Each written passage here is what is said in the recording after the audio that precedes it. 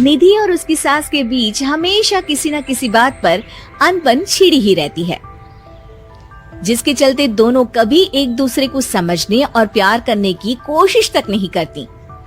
अरे मेरे तो भाग ही फुट गए जो ऐसी बहू मिली। हाय, मेरी तो जिंदगी बर्बाद हो गई। भगवान, या तो अच्छी सास दे देता या फिर गूंगी। इन्हें मेरे सिर बिठाकर कौन से जन्म का बदला ले रहे हैं भगवान। क्या बोली? वही जो आपने सुना। इतनी बड़ी हो गई कि सास से जुबान लड़ाती है। अरे यही सीख कर आई है क्या मायके से? अरे नहीं नहीं, उसके लिए तो ससुराल ही काफी है। मेरी सास ने मुझे बहुत अच्छे से जुबान लड़ाना सिखाया है। हाँ। सास बहू की तीखी नोक झोंक चल ही रही होती है कि दीपू वहाँ आ जाता है।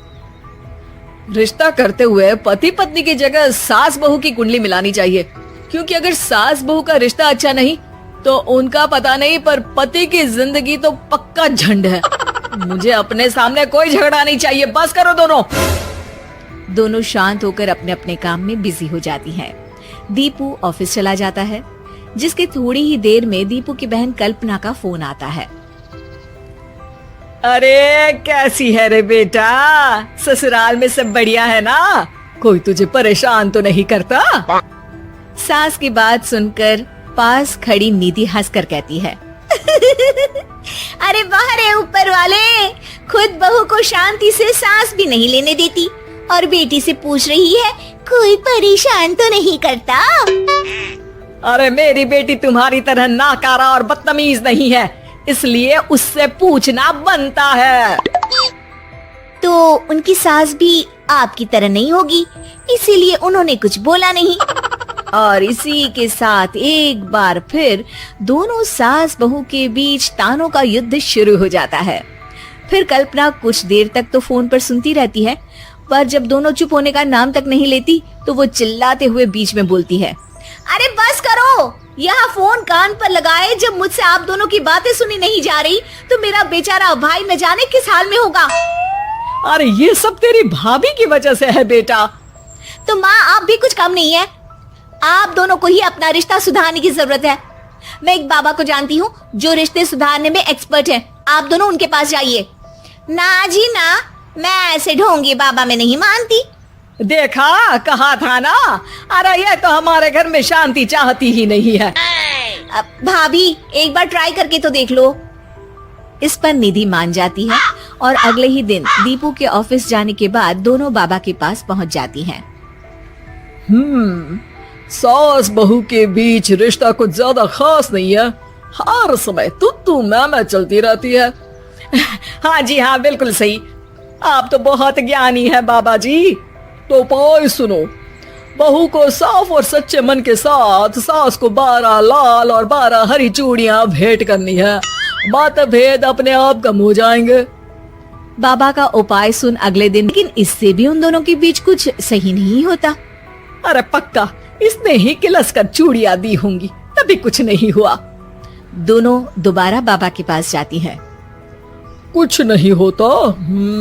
तो दूसरा उपाय सुनो, सुबह सूरज निकलने से पहले ही घर की सफाई कर सारा कूड़ा घर से बाहर कर ठंडे पानी से स्नान करना है, इससे दोनों के बीच रिश्ते अच्छे हो जाएंगे। अरे इतनी जल्दी मम्मी जी ही उठ सकती हैं, ये आपको ही करना पड़ेगा, मैं अकेली तो लड़ाइयाँ नहीं करती ना। बाबा का उपाय मानते हुए अगली सुबह से सास जल्दी उठ सूरज निकलने से पहले घर की सफाई कर ठंडे पानी से नहाने लगती है।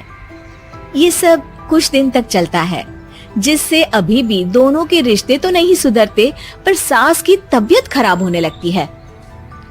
अब लगता है आपने मन से काम नहीं किया होगा, तभी तो रिश्ता वैसा का वैसा पड़ा है और तबीयत खराब हो गई। अरे सही कहती थी तुम, कल मुहा ढूंढूंगी बाबा। देर आए पर दुरुस्त आए, चलो आराम करो अब निधि बाकी काम छोड़ सास की सेवा करने लगती है। अपनी पत्नी और माँ में ऐसा बदलाव देख दीपू बिल्कुल हैरान रह जाता है। अरे कहीं बाबा ने कोई जादू टोना तो नहीं कर दिया?